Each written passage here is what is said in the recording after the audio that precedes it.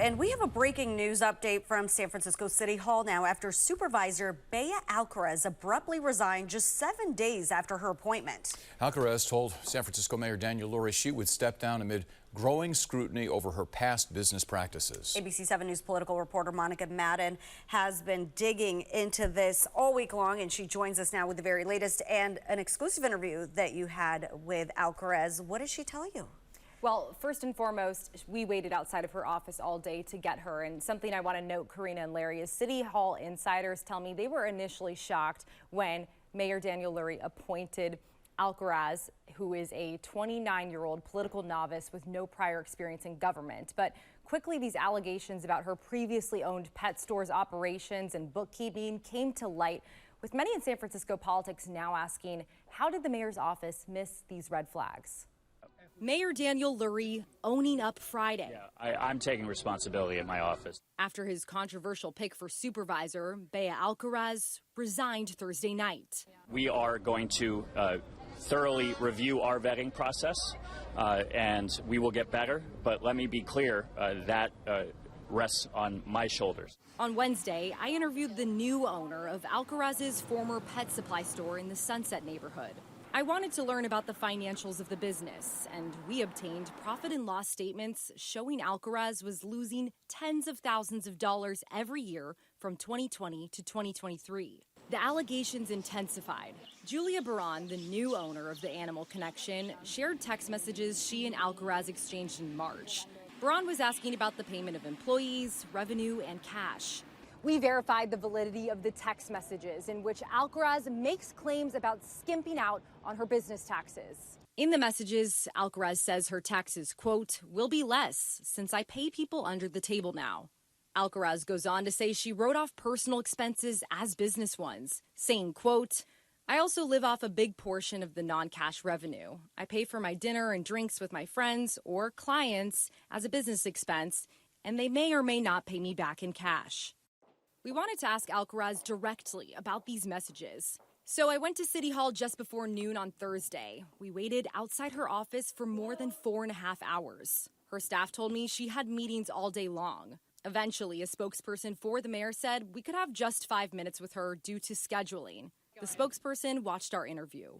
I read back these messages and asked Alcaraz if she could explain. You said that you were using personal expenses and writing them off as business expenses. Is that okay? No, you know what?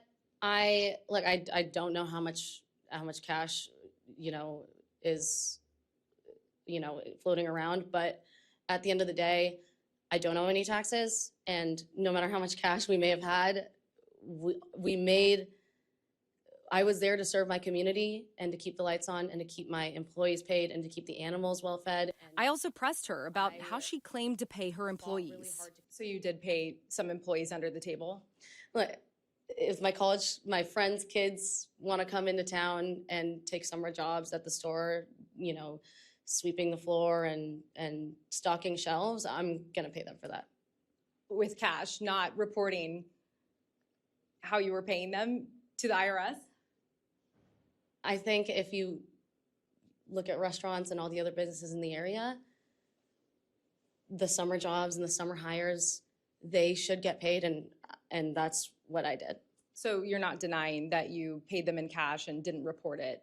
Like I said, if you go to restaurants, you go to stores, you go to other businesses, my college summer hires deserve to get paid. They needed a little extra cash.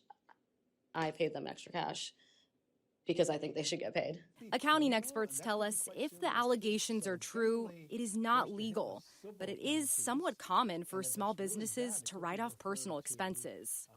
You cannot use your business account to pay for personal expenses and deduct them on your tax return. And also, you have to report all your income that you receive in your business. And you have employees, you have to put them on payroll. You can't pay them, quote unquote, under the table. Generally, first you're hit with civil penalties, and if it's really bad, it could be referred to criminal penalties. It comes after the mayor previously told reporters on Wednesday he was aware of some of Alcaraz's issues. Did your office vet her? Absolutely. She can't help that she's 29 years old.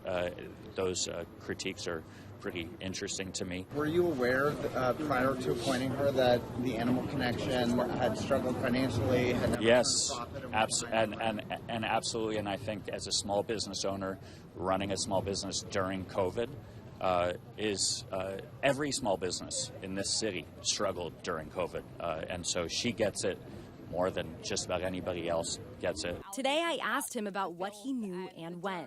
When did you find out about the claims she made about her taxes? Yeah, I found out about that last night or yesterday late afternoon. That was new to me.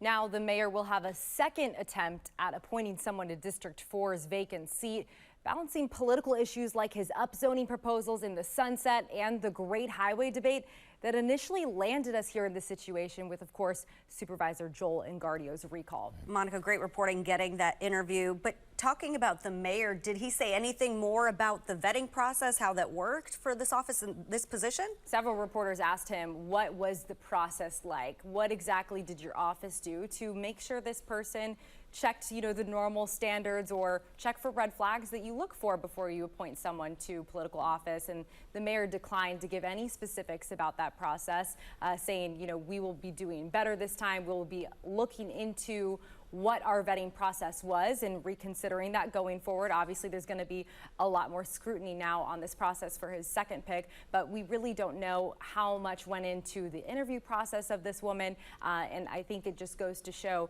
that her inexperience and, some of these things about her background really just weren't looked at in a thorough way. Yeah, they almost need to do vetting of their own vetting process. Which is what he said they will be doing. Yeah. So. All right. Thank you, Monica.